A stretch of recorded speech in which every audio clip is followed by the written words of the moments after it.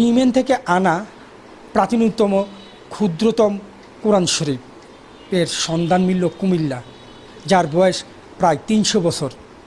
সেই কোরআন শরীফটি সংরক্ষণে রেখেছেন জামিল খন্দকার ৫০ বছর ধরে। তার পূর্বপুরুষরা ইয়েমেনে থেকে এই শহরে এসেছিলেন ধর্ম প্রচার করার জন্য। তখন তার চতুর্থ পুরুষের আগের তার বড় বাবারও বড় বাবা এই কোরআন শরীফটি কুমিল্লা নিয়ে আসেন। সেই কোরআনটি তিনি কীভাবে সংরক্ষণ নেন সেটা আজকে আমরা জানব। আমার দাদারা ৩ ভাই ছিল, আমি যতটুকু জানি ৩ ভাই ছিল। 3 ভাইয়ের মধ্যে আমার দাদা সবচেয়ে বড়, তারপর দ্বিতীয় দাদা, তৃতীয় দাদা। ওনারা আপনার এই দেশে ধর্মপ্রচারে এসে ধর্মপ্রচারের কাজে লেগে গিয়েছিল।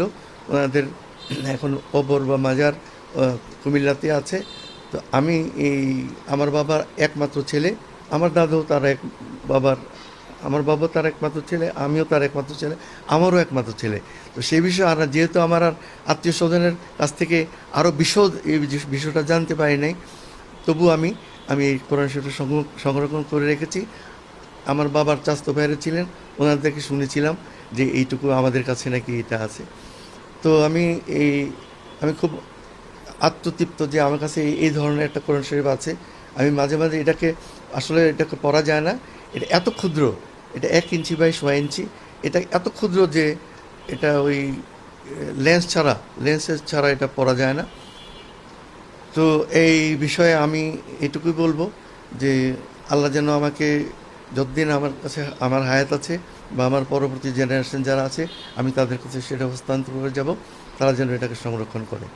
জামিল আহমেদ খন্দকার সাহেব, যিনি এই কোরআন শরীফটি বংশ পরম্পরায় সংরক্ষণ করে রেখেছেন, তার পূর্বপুরুষ হচ্ছে সাওয়ালপুরের পীর সাহেব, যারা আজ থেকে 250-300 বছর পূর্বে আমাদের এই অঞ্চলে ইসলাম প্রচারের উদ্দেশ্যে তাদের আগমন হয়।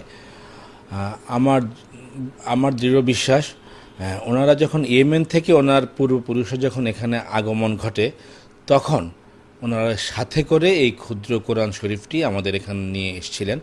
কারণ এই কোরআন শরীফটি আমাদের এখানে যে মুদ্রণ শিল্প বা আমাদের এখানে যে মুদ্রণ রীতি, 350 বছর আগের এই মুদ্রণ শিল্প বা মুদ্রণ রীতি এই পর্যায়ে ছিল না।